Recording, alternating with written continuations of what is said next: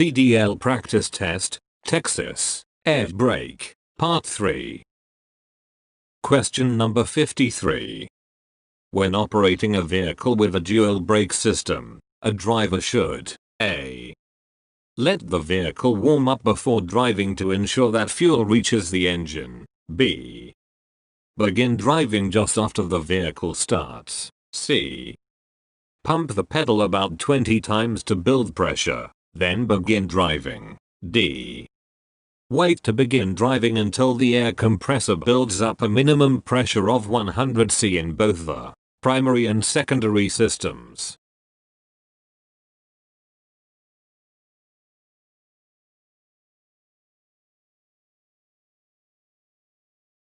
The correct answer is D. Wait to begin driving until the air compressor builds up a minimum pressure of 100 C in both the primary and secondary systems. Explanation. Before driving a vehicle with a dual air system, allow time for the air compressor to build up a minimum pressure of 100 C in both the primary and secondary systems. Question number 54. To test the air service brakes, A. Brake firmly while slowly moving forward. B. Brake firmly while slowly moving backward. C. Stop the vehicle, put it in low gear, depress the brake pedal, and then gently pull against the brakes.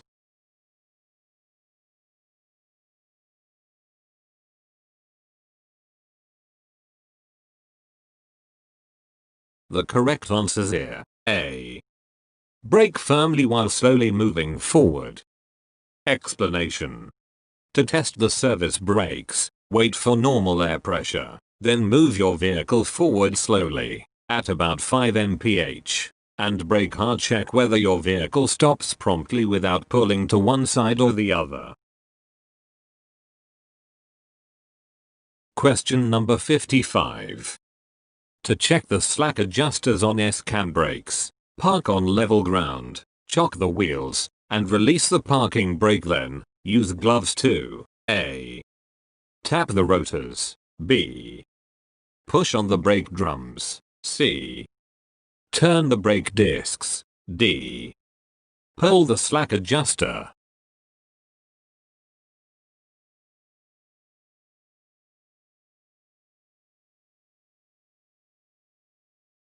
The correct answer is D. Pull the slack adjuster. Explanation. When you check the slack adjusters on S-cam brakes, park on level ground, chock the wheels, and release the parking brake. Then, use gloves to pull hard on each slack adjuster. If it moves more than an inch where the push rod is attached, you probably need to adjust things. Question number 56. With air brake equipped vehicles, the parking brakes should be used A. As little as possible. B. Only during pre-trip and post-trip inspections. C. Whenever you leave the vehicle unattended.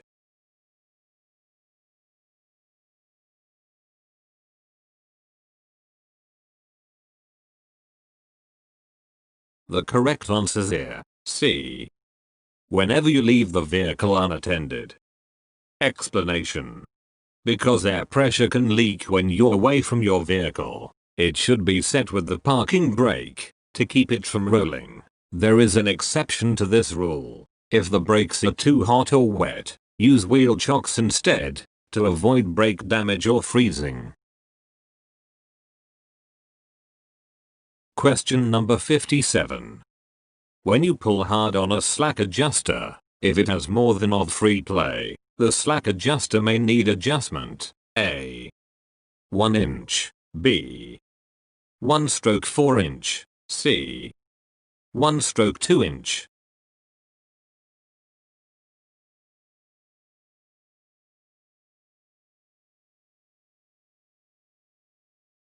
The correct answer is A. 1 inch. Explanation. During the walk-around inspection, pull hard on each slack adjuster that you can reach. If it moves more than an inch, It probably needs adjustment. Question number 58. You'll know that your brakes are fading if A. You release the brake pedal and your speed increases. B. The brake feels spongy when you apply pressure. C. You have to press the brake pedal harder than usual to control your speed.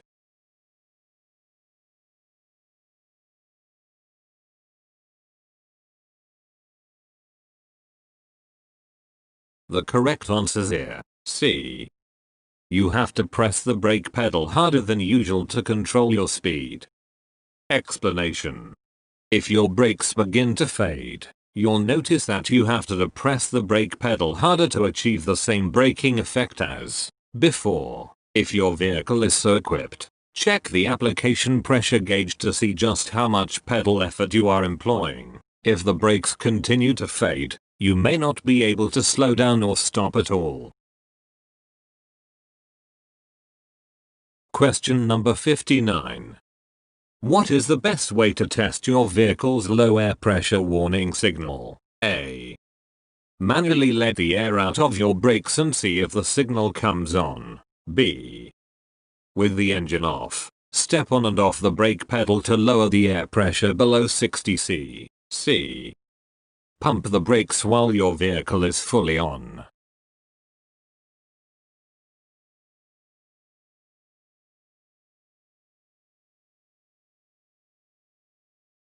The correct answer is B.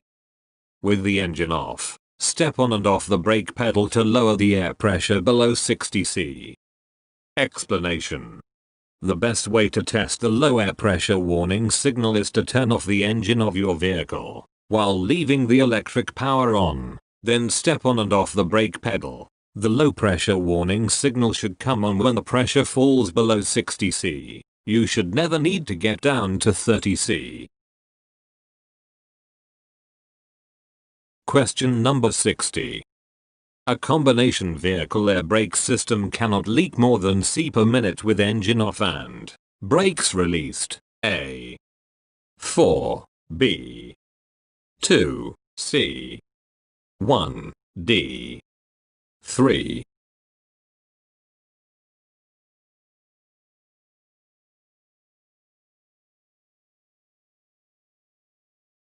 The correct answer is D. 3. Explanation. When testing for air leaks with brakes not applied, time the air pressure drop. The loss rate should be less than 2 C in 1 minute for single vehicles and less than 3 C in 1 minute for combination vehicles. Question number 61. When should you manually adjust an automatic slack adjuster? A. No more than once a month. B. At every inspection. C. Only if it's not working properly.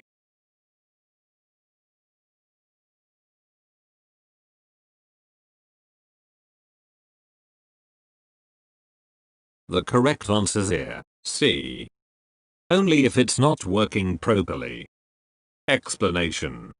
Once properly installed and lubricated, an automatic slack adjuster should not need manual adjustment. If it does, it may be malfunctioning or there may be a problem with the foundation brake itself. Find the problem and correct it. Question number 62. You are driving on a steep downgrade and have the engine in the appropriate low gear. If your safe speed is 45 miles per hour, you should not apply the brakes until you have reached what speed? A. 60 miles per hour. B. 55 miles per hour. C. 50 miles per hour. D. 45 miles per hour.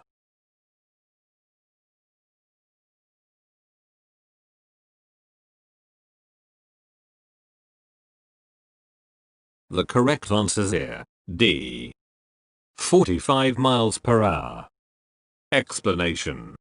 On a steep downgrade, the brakes should be used in conjunction with the slowing action of the engine in low gear. You should not apply the brakes until you have reduced speed to your safe speed. When you do reach your safe speed, you should apply the brakes gradually until you reach 5 miles per hour below your safe speed.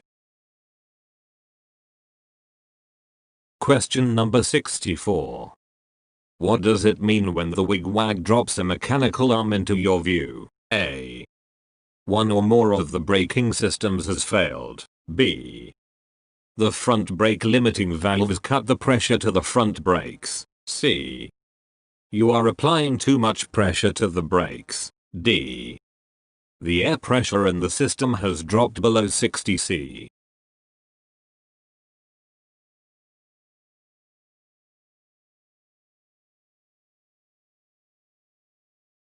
The correct answer is here. D. The air pressure in the system has dropped below 60 C. Explanation. The wig-wag is another less common type of warning when the C in the air tanks drops below 60. Usually the warning is a red light or a buzzer. The wig-wag drops a mechanical arm into view until the pressure in the air tanks has been restored to normal. Question number 65. Most heavy-duty vehicles nowadays have a dual air brake system. What is a dual air brake system? A. Two air brake systems that share the same set of air tanks. B. A primary air brake system for everyday use and a secondary air brake system only for emergencies. C. Two air brake systems with separate sets of controls. D. Two separate air brake systems that use a single set of brake controls.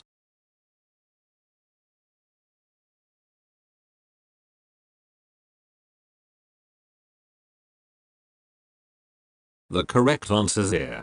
D. Two separate air brake systems that use a single set of brake controls. Explanation. Dual air brake systems are used by most new heavy-duty vehicles to increase safety. They use two separate air brake systems with a single set of brake controls. Question number 66. Some air brake systems have an alcohol evaporator if you don't keep it filled with alcohol. A. Ice may form on the brake pads and warp them. B. The S-cam may not rotate back when you release the brake pedal. C. The brakes may stop working.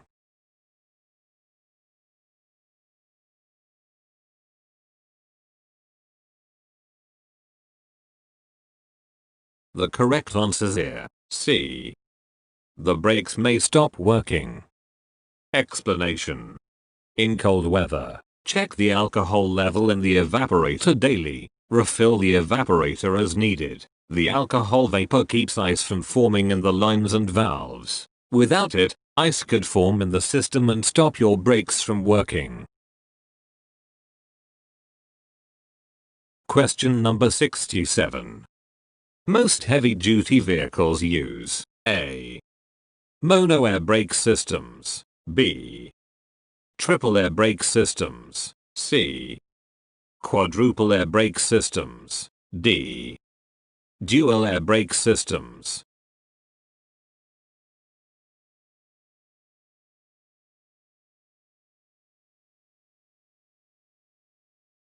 The correct answer is here. D. Dual air brake systems. Explanation. Most heavy-duty vehicles use dual air brake systems. A dual system has two separate air brake systems with a single set of controls. Question number 68. Pressing on the brakes as hard as you can, releasing when they lock up, then pressing the brakes fully again when the wheels are rolling is called A.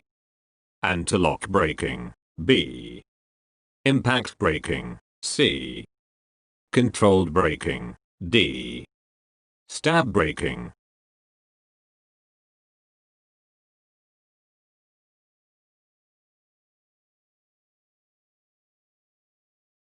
The correct answer is here. D. Stab braking. Explanation. When a person presses as hard as they can on the brakes, releases the brakes when they lock up, then press as hard as they can again on the brakes when the wheels have begun rolling. It is called stab braking. Question number 69.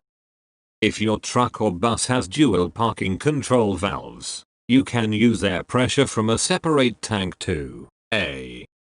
Stay parked twice as long without using up service air pressure. B. Release the spring emergency parking brakes. C.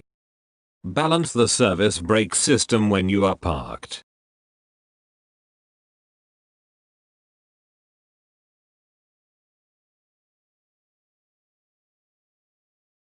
The correct answer is here. B. Release the spring emergency parking brakes. Explanation.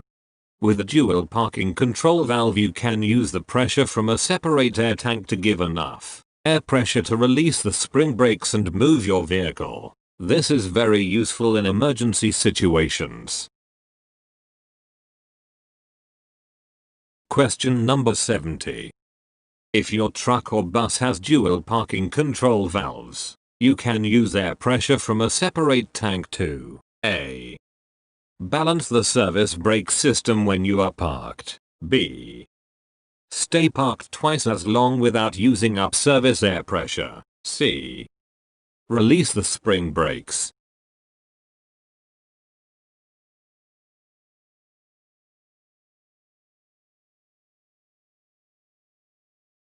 The correct answer is here. C.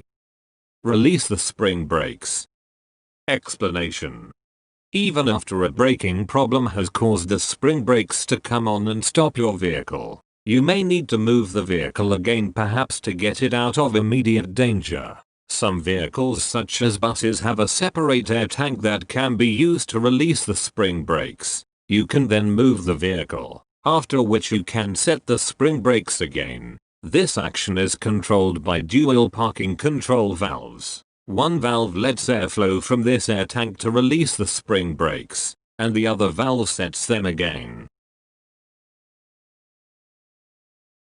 Question number 71.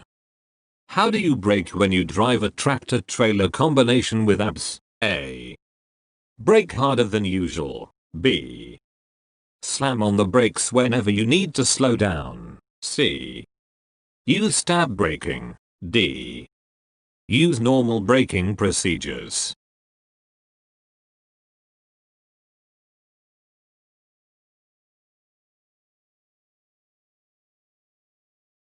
The correct answer is here.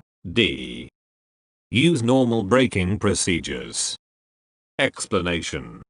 When you drive a tractor-trailer combination with ABS, you should brake as you always have. Use only the braking force necessary to stop safely and stay in control. As you slow down, monitor your tractor and trailer and back off the brakes, if it is safe to do so, to stay in control. Question number 72. In a straight truck, spring brakes will bring you to a stop if the air pressure drops between C. A. 1020, B. 1550, C. 4080, D. 2045.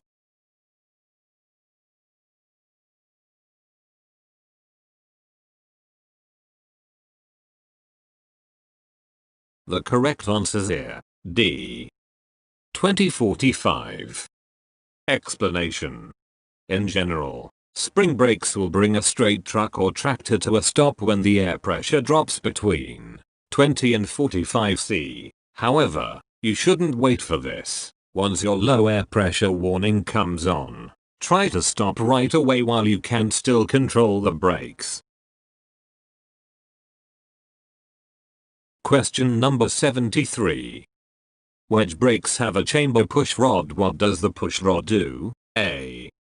The rod pushes a wedge directly between the ends of two brake shoes, shoving them apart and against the inside of the brake chamber. B. It pushes a wedge directly between the ends of the two brake pads, shoving them apart and against the inside of the brake chamber. C. It pushes a wedge directly between the ends of two brake pads, shoving them apart and against the inside of the brake drum. D. The rod pushes a wedge directly between the ends of two brake shoes, shoving them apart and against the inside of the brake drum.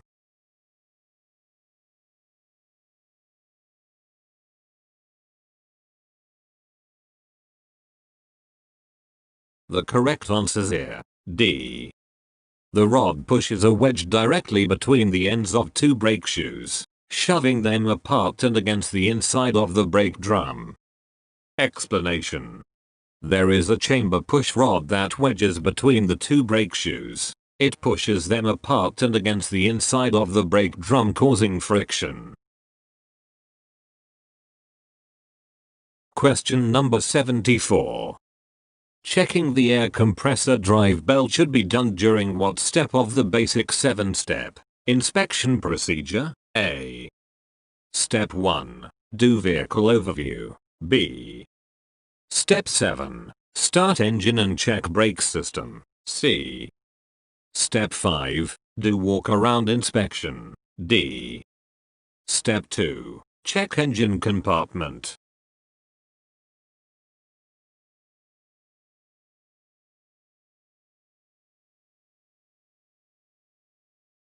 The correct answer is here, D. Step 2. Check engine compartment. Explanation.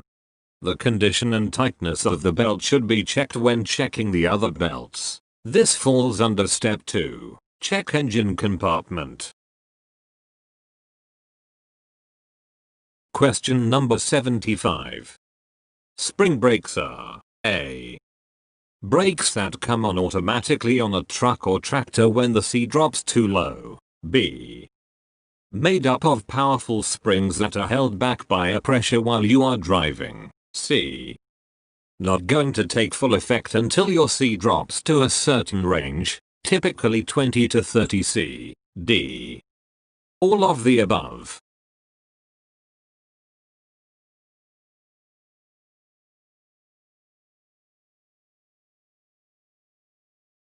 The correct answer is here, D.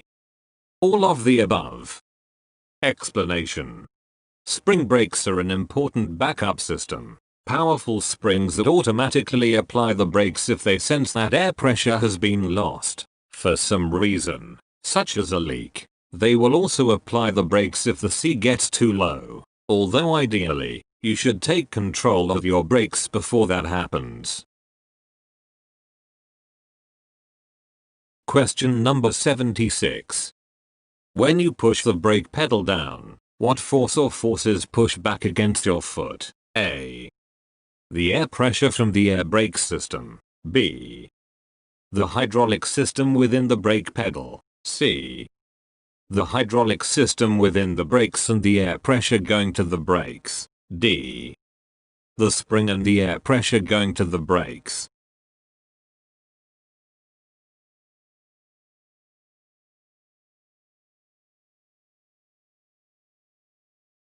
The correct answer is here, D. The spring and the air pressure going to the brakes. Explanation. When you push on the brake pedal, two forces will resist your foot. These two forces are the spring in the physical pedal and the air pressure coming from the air brake system. Question number 77. At 55 miles per hour on dry pavement, the air brake lag distance is about A. 45 feet, B. 65 feet, C. 32 feet.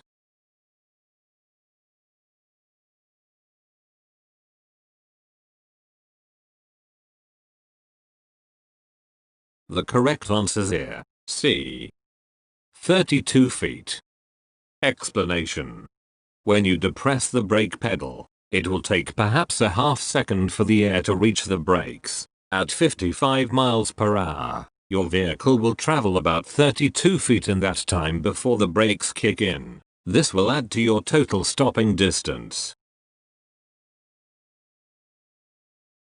Question number 78. What is a dual air brake system? A.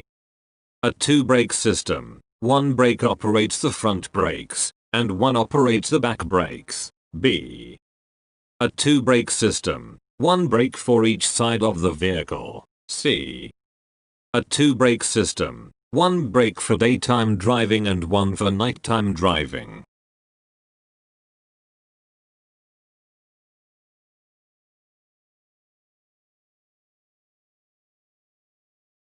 The correct answers here. A. A two-brake system, one brake operates the front brakes, and one operates the back brakes. Explanation. Many heavy-duty trucks and buses have dual air brakes, which are two sets of air brakes for the front and back axles, but controlled by one brake pedal.